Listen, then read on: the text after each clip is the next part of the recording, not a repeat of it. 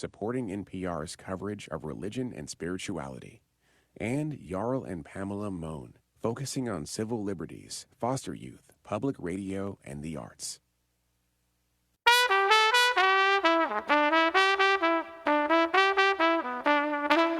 This is Charlotte Talks. I'm Mike Collins. When a lot of people think about poetry, if they think about it at all, they think of romantic sonnets, of rhymed couplets and stanzas dealing with nature, love, death, heroism. They consider poetry a high art form that seems unapproachable and perhaps anachronistic. But that is not poetry today. Today, free verse tends to dominate. Themes center on identity, race, gender, activism. Poems are often personal, political, even therapeutic. Poetry also thrives on digital platforms, and although the nature of poetry may have changed over time, its power has not. Just ask Jaki Shelton Green. She is North Carolina's ninth poet laureate, and she's been writing and teaching poetry for much of her adult life, though that wasn't the plan. Still, her poetry has been commissioned, performed, choreographed, and translated into symphonies, films, and paintings. Clearly, her poetry speaks to a wide audience, and as the state's poet laureate, she has worked to cultivate an appreciation for poetry beyond her own and acted as a mentor to young writers.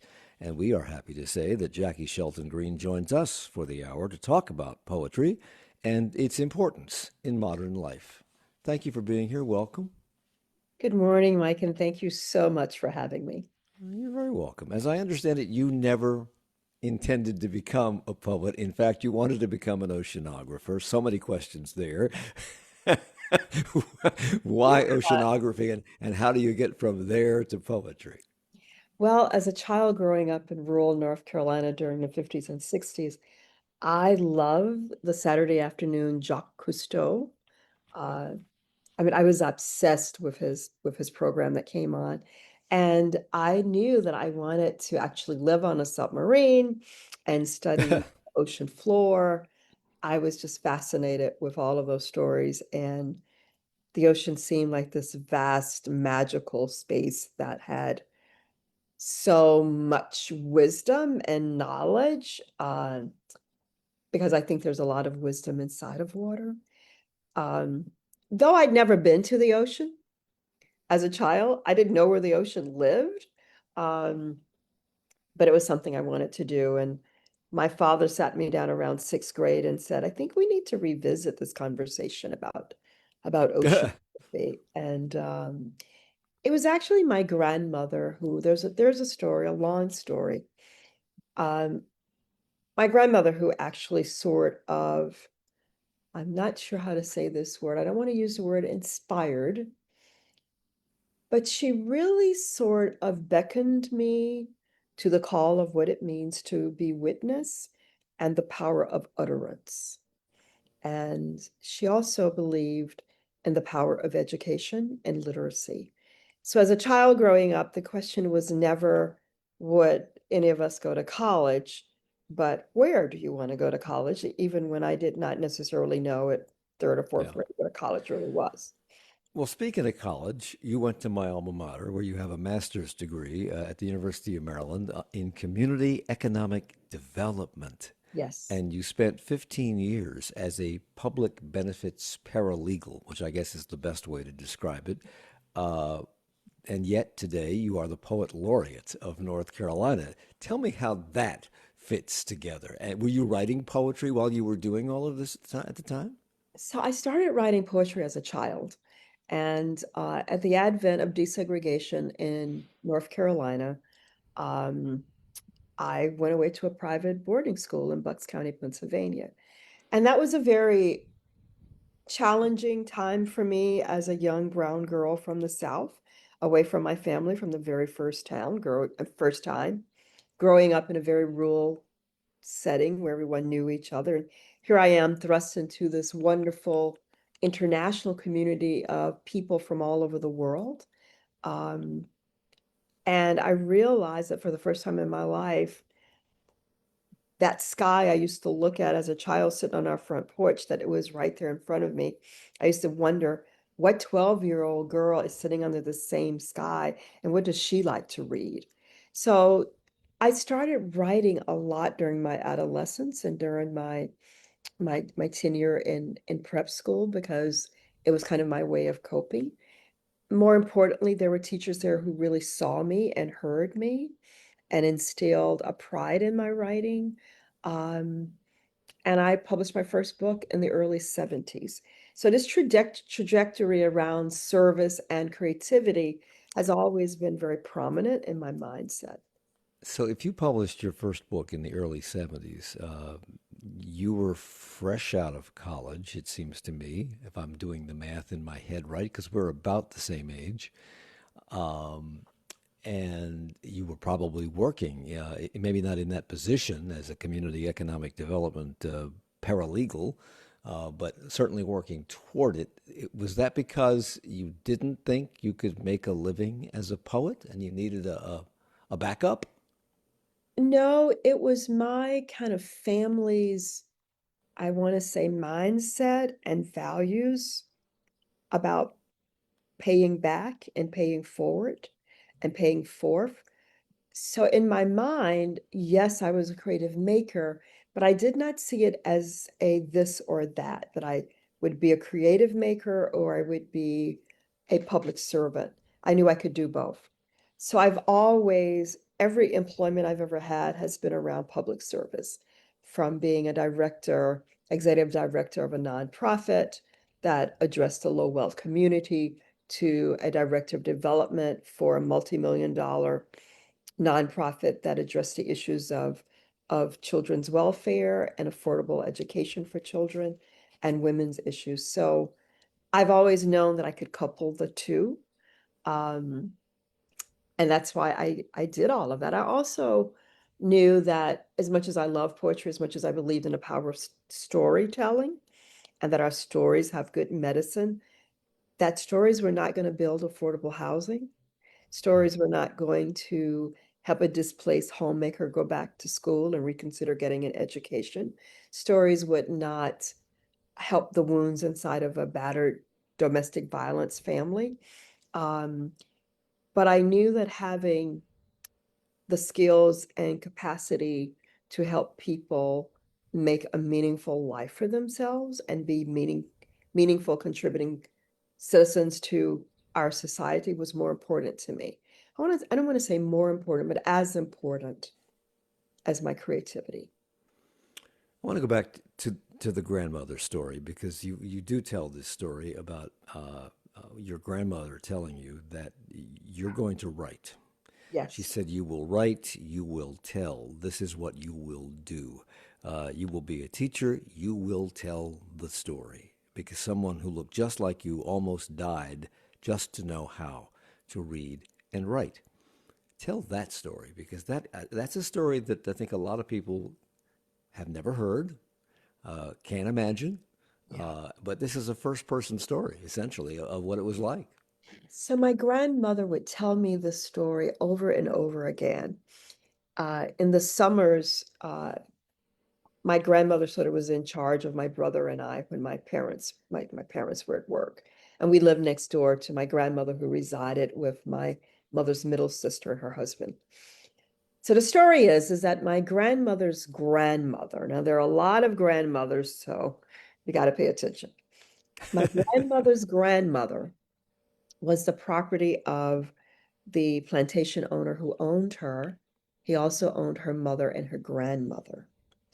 My grandmother's grandmother was also the child of the plantation owner.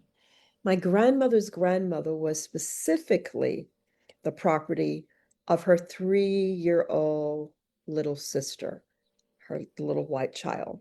So if you can imagine a 3-year-old actually owning property. My grandmother's grandmother shared a bedroom with the little girl.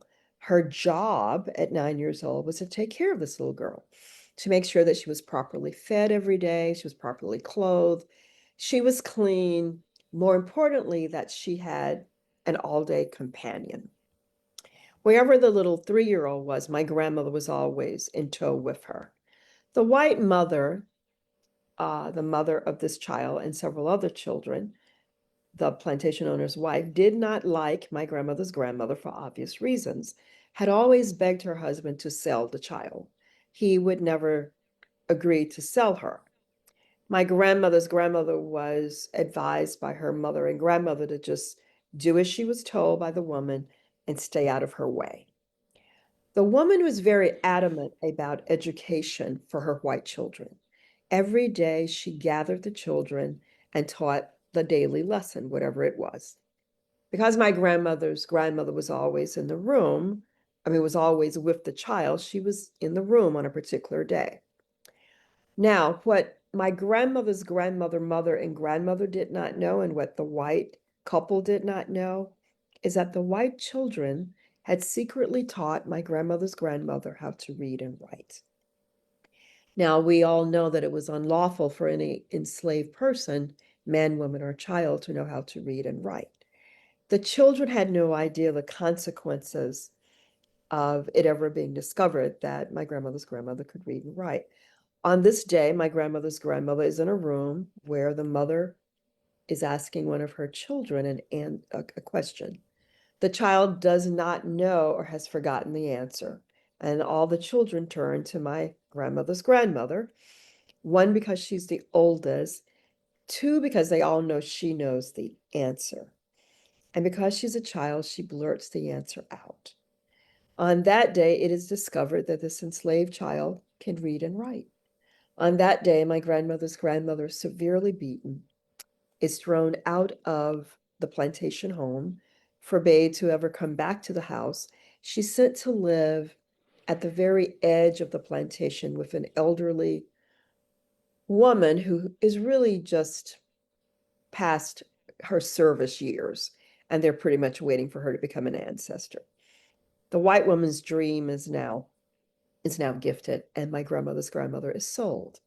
On the morning that my grandmother's grandmother is being taken away by her new owner on the back of a wooden wagon pulled by horses, her mother, my grandmother's grandmother's mother, is running behind this old wooden wagon, screaming and crying that her child not be taken away.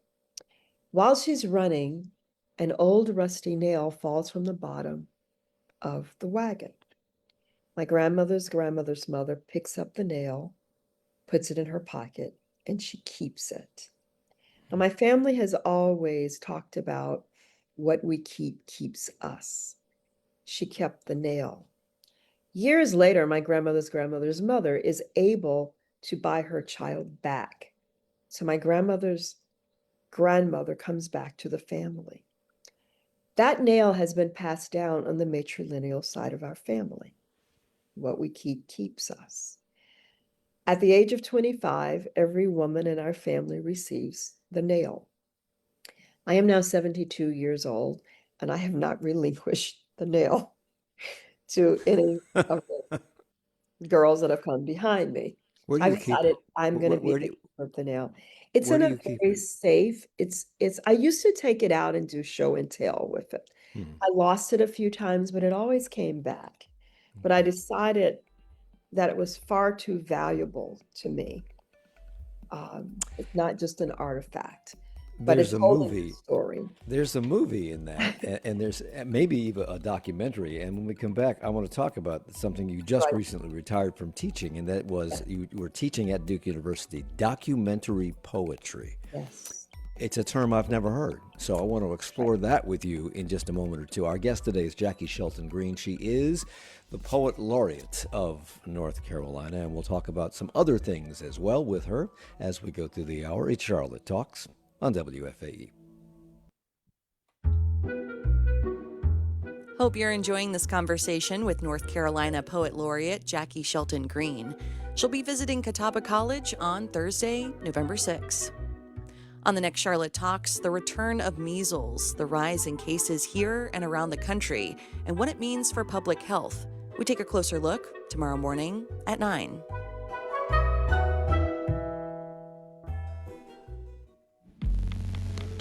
I'm Robin Young. A group called Keys to Change helps those experiencing homelessness still receive mail in cities like Arizona, but the future of that program is in jeopardy as the Trump administration replaces funding for housing and services with a more punitive approach to homelessness.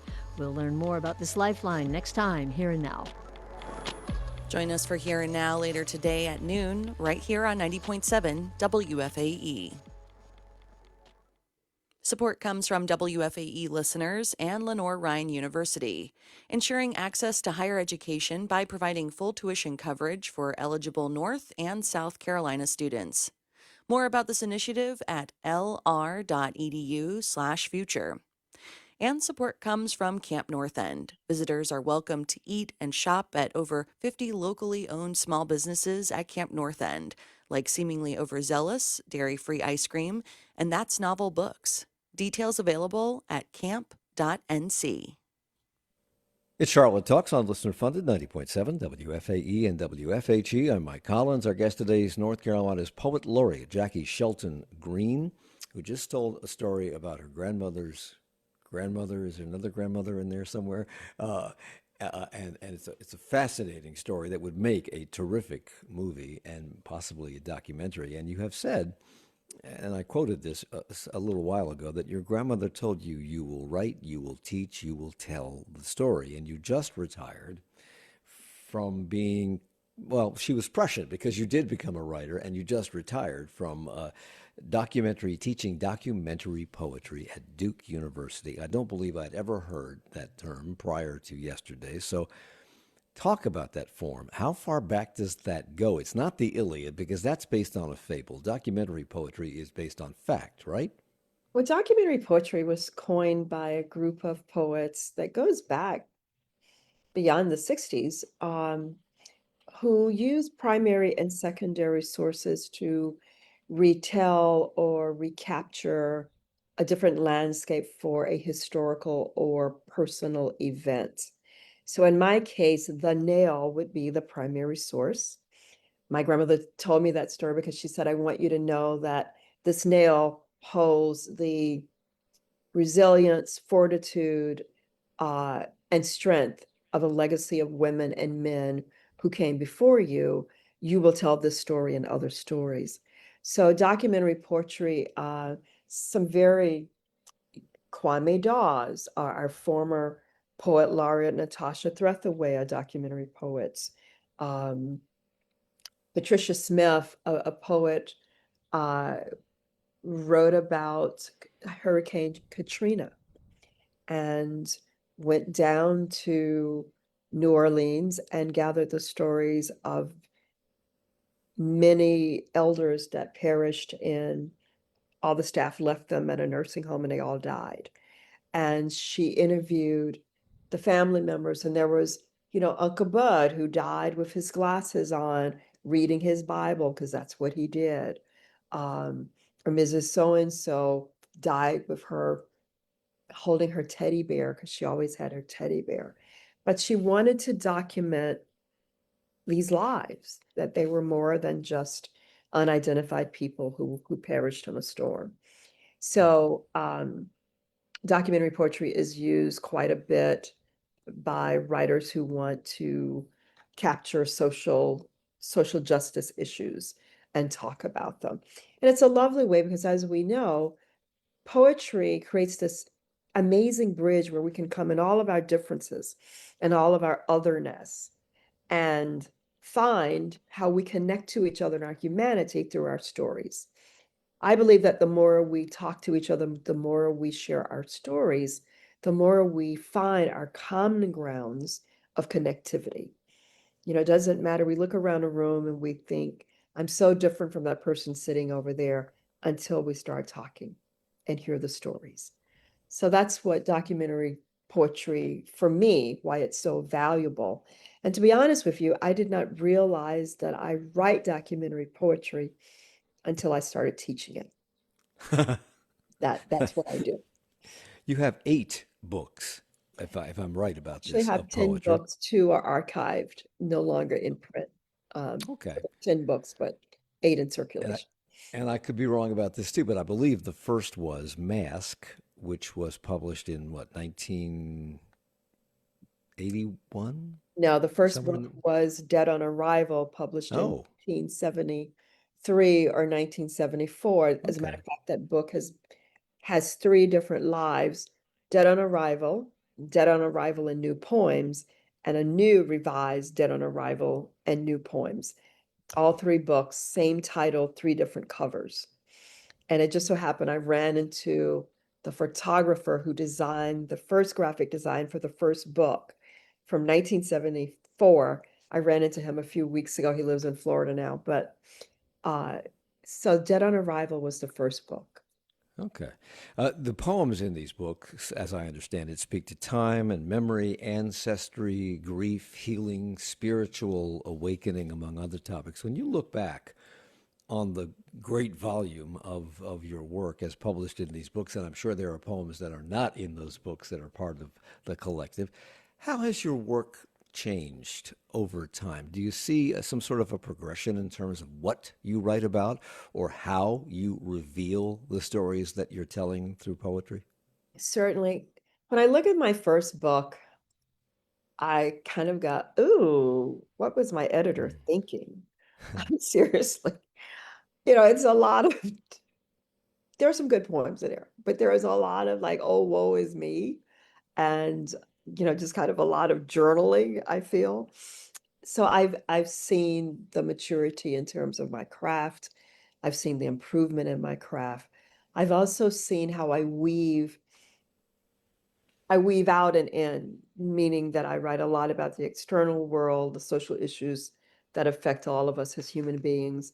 I write a lot about our ecosystem, the land. I'm very close to the land and why we have to protect our ecosystem. And I write a lot about the human condition and a lot about how to use. I wanted to exemplify how we really can use our creativity as medicine. Creativity is good medicine. My eldest daughter died at the age of 38, 16 years ago. And I wanted to write about her in 2009. She died in 2009. I was not able to write that book until 2017. It took me that long, and it's just one long poem that I wrote about her. That book is called I Want to Undie You. Mhm. The loss of a child, the emotions that a parent must go through can only be imagined by people who are parents, and it's unimaginable and it's incredibly painful. And I know it was for you. And you say you couldn't write that book for the longest time until you did.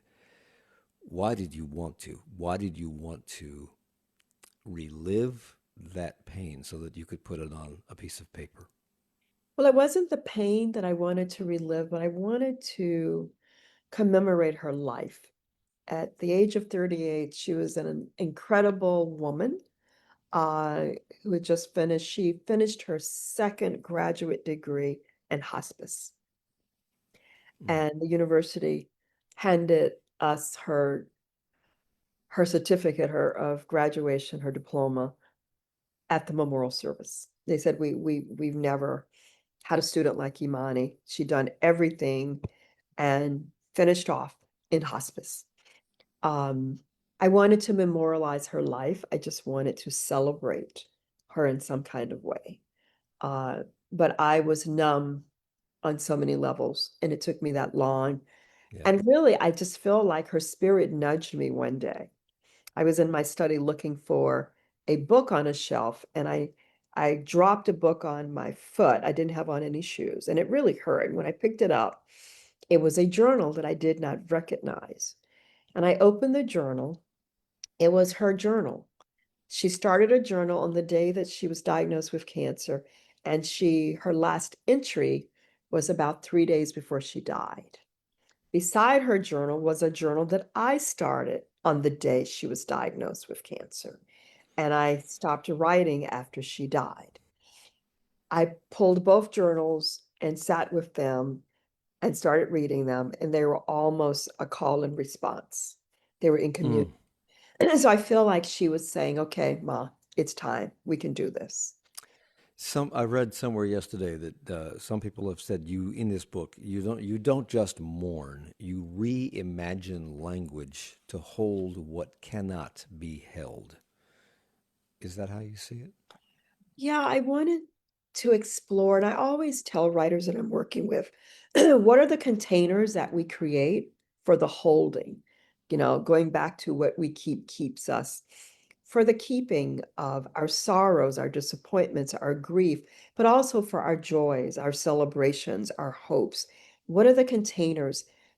As a creative maker, as a writer, my container is language. My container is writing. I have a dance background, so it used to be, I'd go to choreography and just wall myself in a studio and try and dance it out because all of that grief is lodged inside of our bones. It almost creates another DNA for us. That's what grief does. It's so insidious. So I really wanted to, and it's universal. That's the other thing. So that book has meant a lot to many, many people. It's been choreographed. It's a long, long poem. It's also a bilingual version of the publication in Italian, and it's been performed across Italy by an Italian opera singer. And it's very, oh my gosh, it's haunting. It brings you to your knees the way this woman sings the words. Hmm. Um, but the words, I want to undie you. I think that's what every parent wants to do is undie. So it's an unusual word. And people always say, what is this? You want to undie your daughter? No, I want to undie her. Oh, and I've had people call me. I've had doctors write me long letters who've lost children and said, thank you for the language. That's exactly Hmm. what I want to do. I want to undie them. And as a medical professional, I think, he said, we have so much power in the healing, but that's one thing we can't do. So the language of grief. Um, you are the state's ninth poet laureate. The United States has a poet laureate. I think 46 states and the District of Columbia also have poets laureate. Why do we have them? What is your function? The poet laureate for the state of North Carolina's mission is to serve as the ambassador of the literary arts, to travel the state and enhance citizens' appreciation for language, for literature, and to encourage them to tell their own stories and to write their own stories.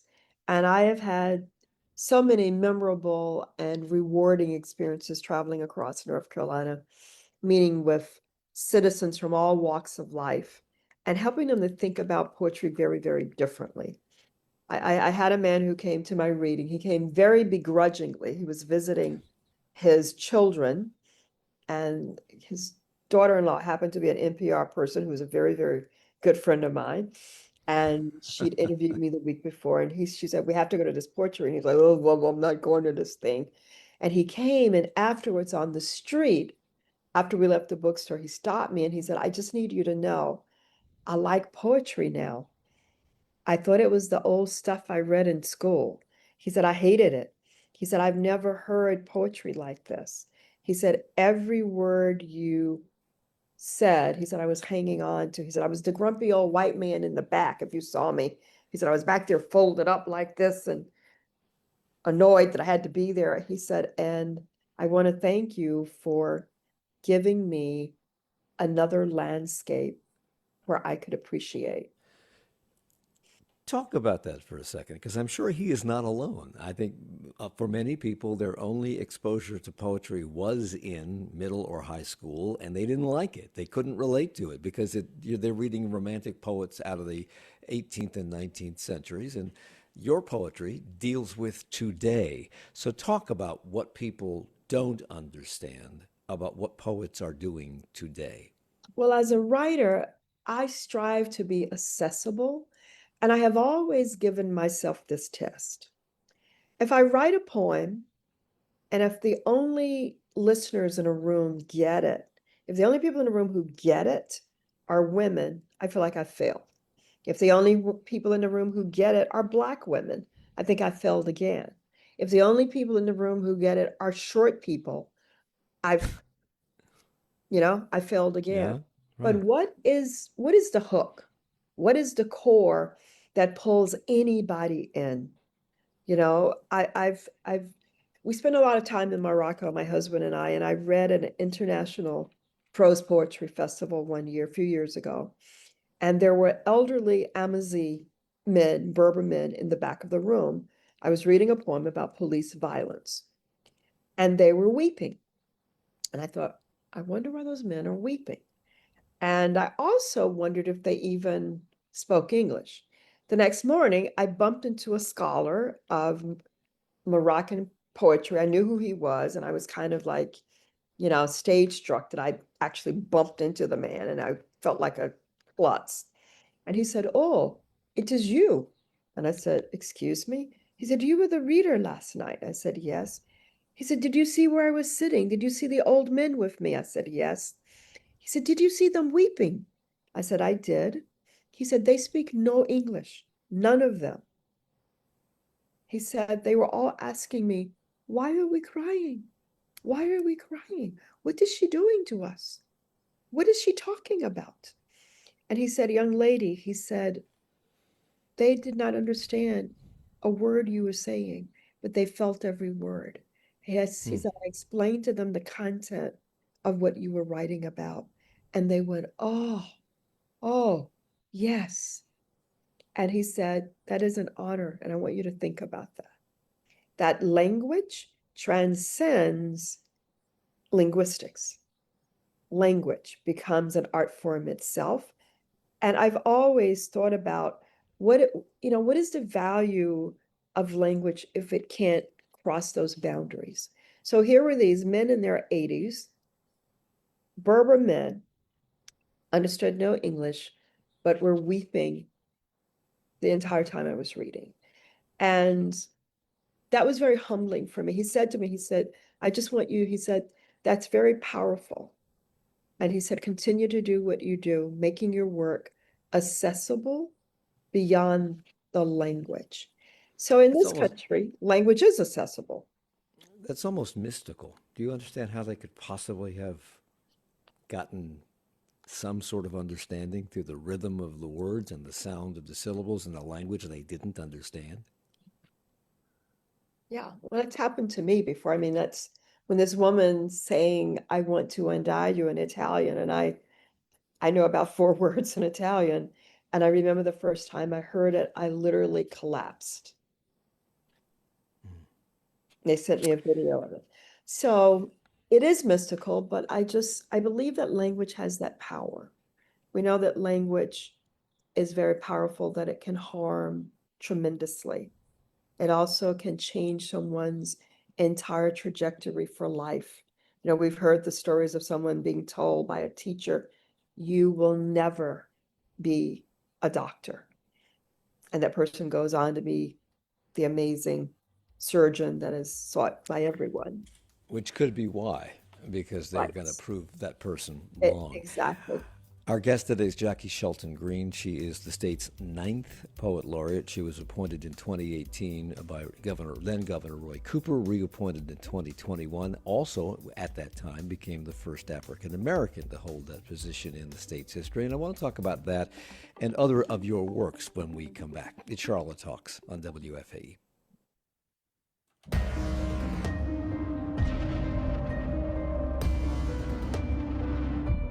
Hope you're enjoying this conversation with North Carolina Poet Laureate Jaki Shelton Green. She'll be visiting Catawba College on Thursday, November 6. Coming up on 1A, freedom around the world has continued to decline for the 19th year in a row. That's according to a recent study. At 10 o'clock, we take a look at that study and more on.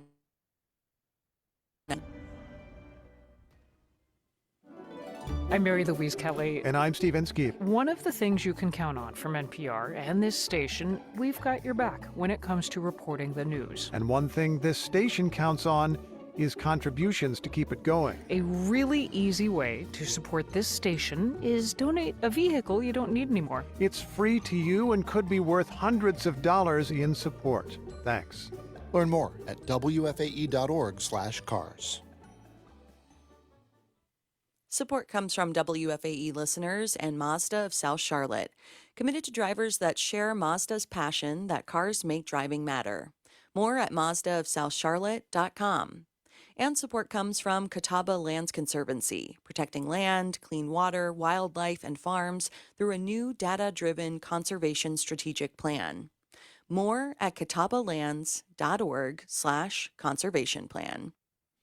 It's Charlotte Talks on WFAE and WFAE.org. I'm Mike Collins. Our guest today is Jaki Shelton Green. She is North Carolina's 9th Poet Laureate, and as I just said moments ago, she is the state's first Black Poet Laureate. When they asked you about that, you told the Washington Post, quote, "The book I really should write is Poet Laureate Black. I've got stories." And you said the level of disrespect, the level of folks gatekeeping me and trying to invisible me. And you talk about the people who came before you, who made sacrifices so that you could be the first, just so that you could be in some spaces that your ancestors were not permitted to be in, or if they were there as servants, serving the meal, cleaning up afterward. And yet you say you were still being, and this is your word, invisibled. Oh yeah, I mean, it was, Has that stopped now? I mean, you're somebody. ah, well, the world we live in is the world we live in right now. And, there are certain racism, classism, sexism, and now ageism, um, are things that our culture is really the background and the backbone. Racism is the backbone in many ways, as is sexism and capitalism and all the isms of this culture. So yes, I've sort of jokingly said, and people are like, no, you really should write this book, Poet Laureating While Black. I mean, I've walked into rooms, and people don't know who I am. So when I start talking to them, they blow me off or I'm very offensive. And then I'm introduced and they realize, oh, you're the poet laureate? Yeah, it's me. Um, but I'm not shocked.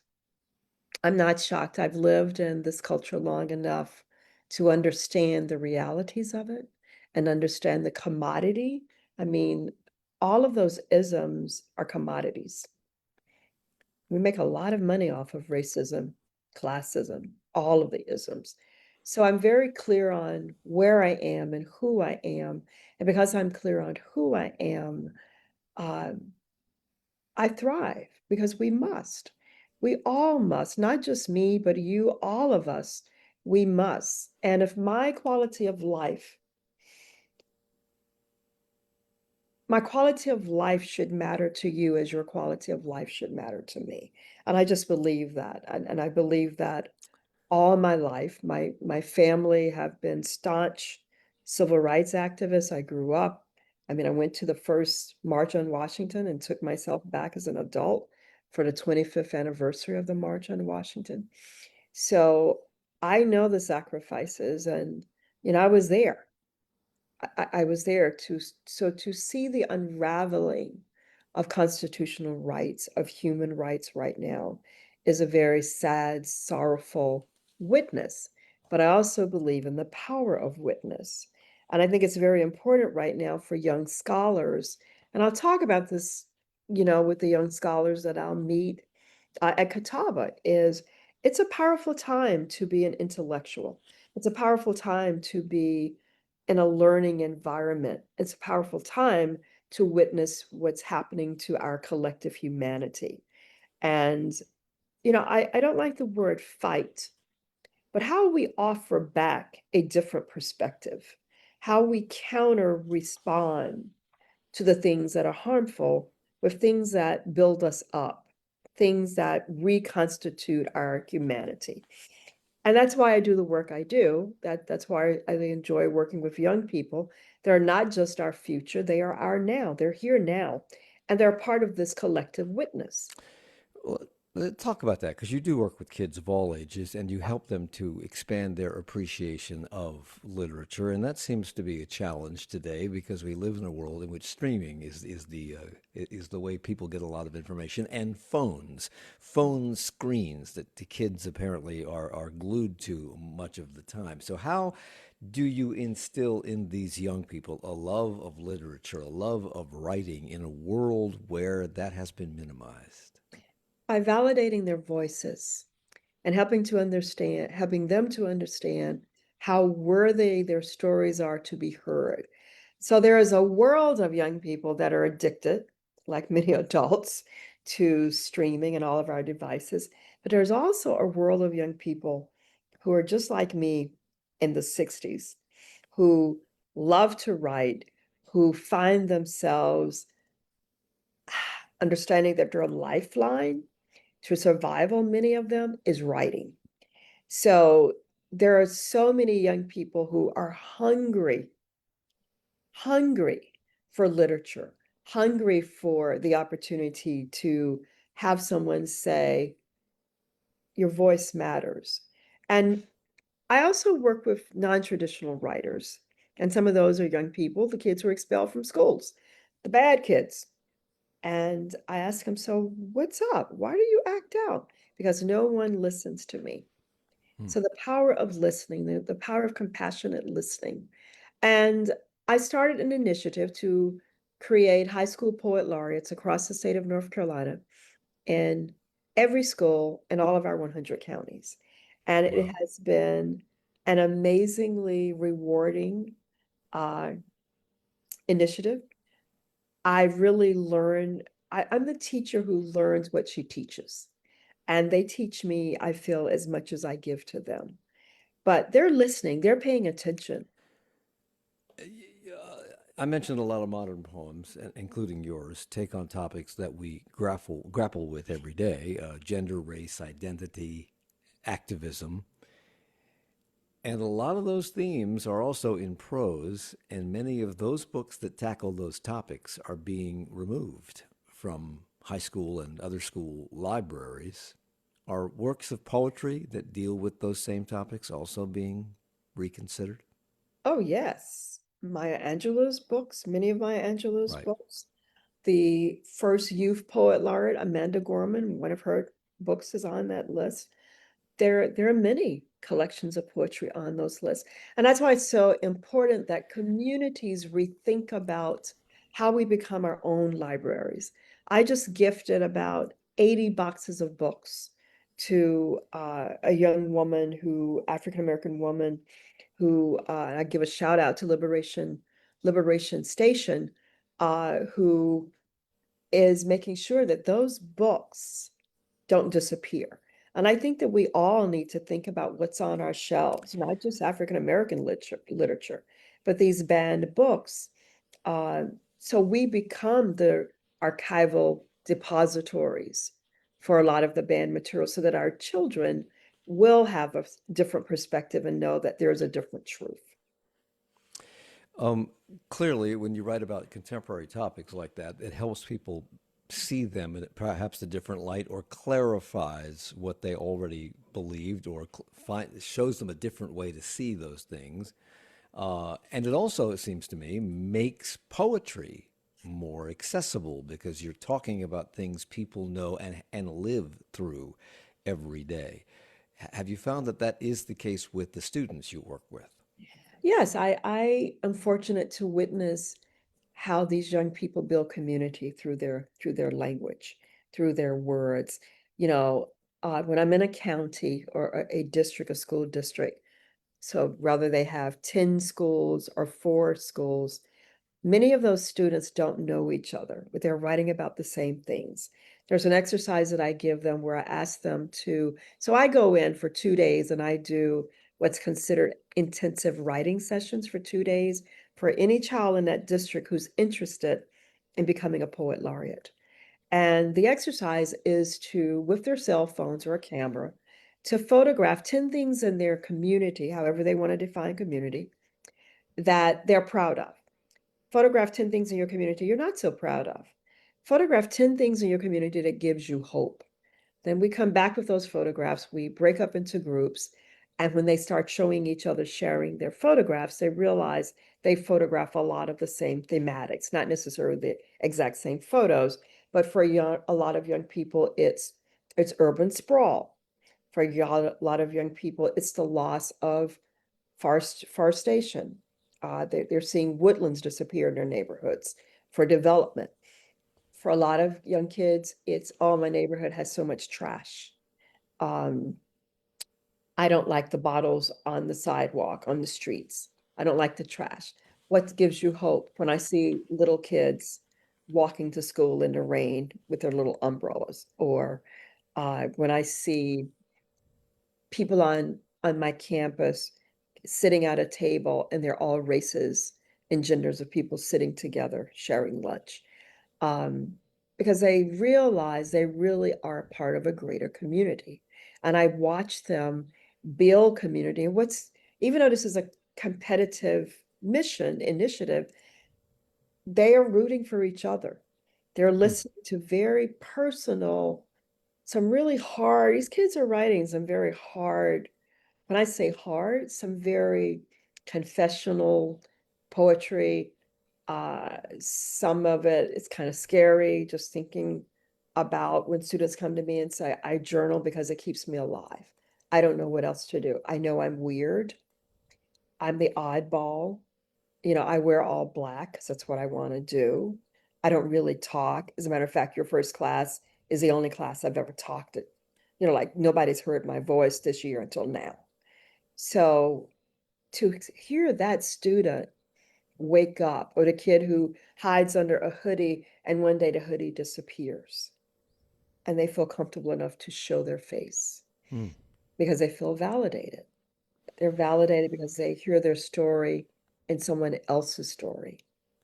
Some of the stories that you tell explore our southern past, a time when you could not have been the poet laureate, a time when segregation, Jim Crow, even enslavement was the order of the day. Do you write about that to exorcise demons or to bring light into the darkness, to recognize the contributions of those who came before you, who were minimized in their lifetimes? Any of those things, none of those things, all of those things? I write to remember to remember. That's how I write history. And history informs a lot of my work.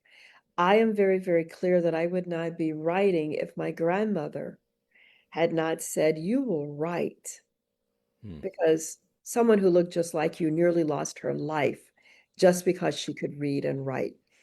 So you will tell this story and you will tell other stories. So I take that very seriously as a voice for those who have never been able to have voice in certain spaces, but also it's not to purge anything, but really to remind people that history is never not with us.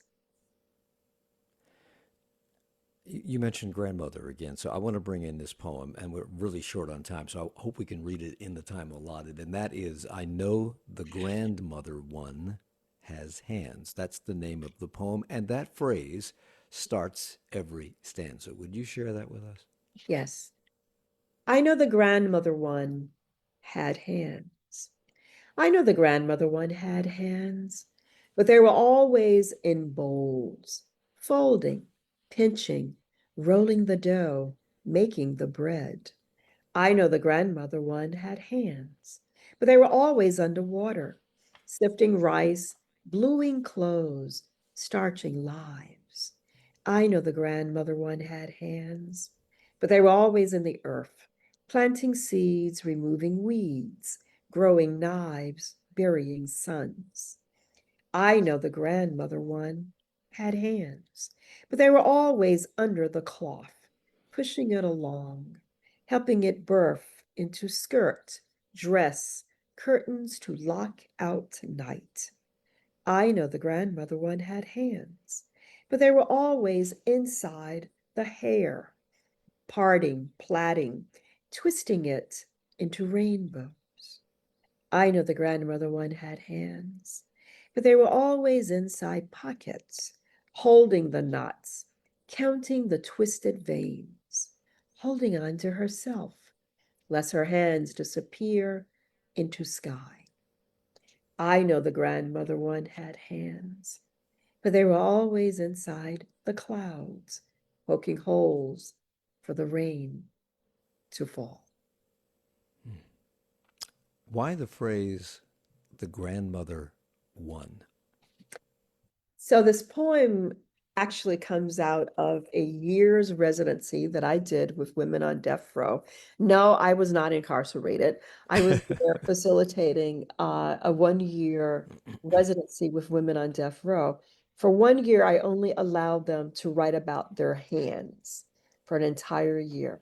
I wanted them to think about the power of their hands, some deed, alleged crime or real crime they committed with their hands had landed them in prison. I wanted them to think about the word grace and forgiveness. These women were on death row and they really had no idea what their fate was going to be. And I wanted them to unpack that. So we spent months writing about visualizing the last time they brushed their daughter's hair, because many of them told me, oh, I haven't seen my children in 10 years. The last time I saw my daughter, she was 3, she's now 13. The last time I saw my son, he was 10, now he's 25. Many of them lost grandmothers or mothers in prison. Think about the last time you visualize holding your mother's hand. I am the writer who does the exercise that I assign to everybody else. So we actually published an anthology of the work of those prison writers. And this is one of the poems that I wrote because I wanted to remember my grandmother's hands.